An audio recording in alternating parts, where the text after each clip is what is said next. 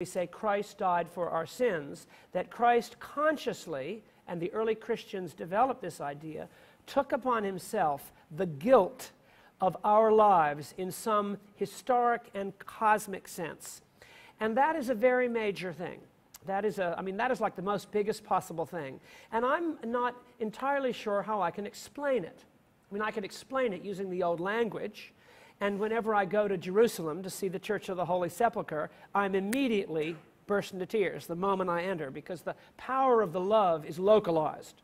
The love that I need is localized. But what was understood to happen was that he had done this in such a way that a person today could get out of guilt. That if you have guilt for being a bad such and such, or guilt for being a wayward this and that, or maybe something that you did had consequences for somebody else and hurt them terribly, or you really did wreck your time on earth through what today is called bad choices, but I just call it bondage. You wrecked someone else's life. That you could actually go to Christ and say, I want what you did to apply to me. And that's what he's teaching. He's saying that we know that we can live beloved because Christ did this thing. And that's a statement of faith, and I could talk about it all day. But that's what expiation is about. So it's not purely, I'm moved by love, but something objective has happened. And there are moments in my life when I have needed to hear this. I have needed to hear at certain moments that actual culpability could be taken away. That objective culpability, things done and left undone, could be forgiven with concrete confidence. And we believe that Jesus died on the cross to give us that concrete confidence. So that's what expiation is about, and the result of all this for Paul is that he is now indifferent to what he brings to the table. He is indifferent to career. He is indifferent to any number of possibilities that did or didn't happen. And interestingly enough, do you think this causes some kind of deep, profound, metaphysical laziness on his part? Do you think this passivity, this not being interested in anything that appears to be obvious, do you think it really matters to him anymore? I mean, has he become some kind of vagrant who just kind of is walking around saying, be mellow? You know, you guys are all into this world. I'm going to renounce the world. Interestingly enough, not. He becomes a man of love. He scours the Mediterranean world. He's the most well-traveled man in the history of the Roman Empire. Julius Caesar did not travel as much as this guy. He got on more airplanes at National than many of you, but some of you got on more airplanes than even he. But this man, what happened when he died to what he had thought was important, it gave him, oddly enough, a kind of pluck and a kind of venturesomeness and a kind of love. And he said, all I want to do is get to Spain. And in those days, it wasn't Three Dog Night. Have you ever been to Spain? I was waiting, the whole class is about that last comment. It wasn't about Three Dog Night, have you ever been to Spain? It was about going to Spain was like going to Mars. Going to Spain, you know, I've always wanted to go to Mars, but I'm told that even if we get there in the next 20 years, whoever gets there first will never get back.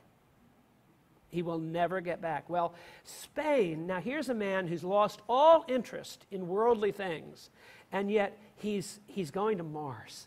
So you see, I'm not telling you the result of this will be some kind of fatuous Oblomov laziness, but rather it will be a kind of, I don't care what they think, I'm going to do what I'm meant to do. So it produces heroism. Okay, now we have about 10 minutes for questions or comments. Don't worry, you won't all be recorded, and I'm not going to go up you with it. I'll just say what it is, like as always, and I'll repeat it, and I'll try to approach your question or comment.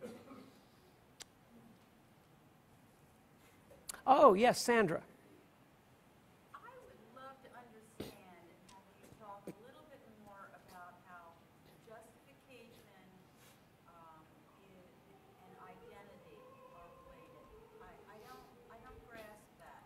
How are, Sandra has asked, how are justification and identity related? Well, that's a wonderful question, because this is what I'm attempting to do.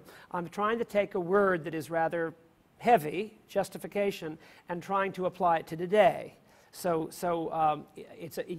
could be considered a stretch, but what I do is this. I say to myself, what do people think about today? What are people thinking about today? They're thinking about identity. Everything is about identity. I was at a meeting the other night when someone said, well, what's the good of such and such? And someone else said, it gives us our identity. Now, I don't agree with that. I mean, I agree with it at one level, but at another level, identity is obviously something that's on people's minds. Am I wrong? I mean, identity, I mean, Jamie, you know, you're not the only person. Identity, it has to do with curriculum vitae, right? I am where I went to school. You know, if I'm trying to get into a good college, but I really am going to have to go to a state college, my identity is at stake. And of course, the world teaches that. Well, justification is that thing. Justification is, how can I justify myself? How can I justify my existence? You know, what makes me able to say, you know, justify yourself. Give me an account of why you ought to exist. Well, I'm a good mother. I'm pretty. I have a great career with the United States government under the old administration, and I look good. I work out. And I'm also an intellectual, and I'm a member of a supper club where we talk about wonderful books by people like Joan Didion or whatever it is. Or we read whatever it is we read.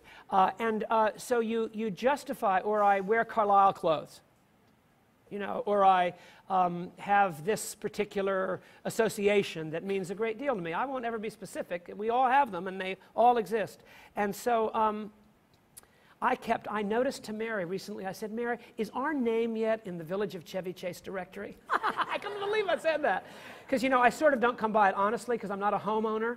You know, the church is the homeowner. We just reside in Chevy Chase, but the church is the homeowner. And I found myself very sinfully looking to see under the Z's. And I said, Mary, it's not here. And she said, oh, you have to look under all saves. No, it was just funny. But you see, let's imagine that your identity had to do with a zip code. You would be justifying yourself. You've given me a chance to be funny, or at least to think I was being funny. You're justifying yourself by a zip code. When I grew up in Washington, 20016 was a zip code that everybody seemed to want to have. But of course, no longer. What happened was that's my justification. So why I am doing that, because for Paul, justification is status before God. But God, for him, is God. It's what assigns value. So that's why I make the connection between identity and justification. Time for at least 2 more questions or comments. Yes?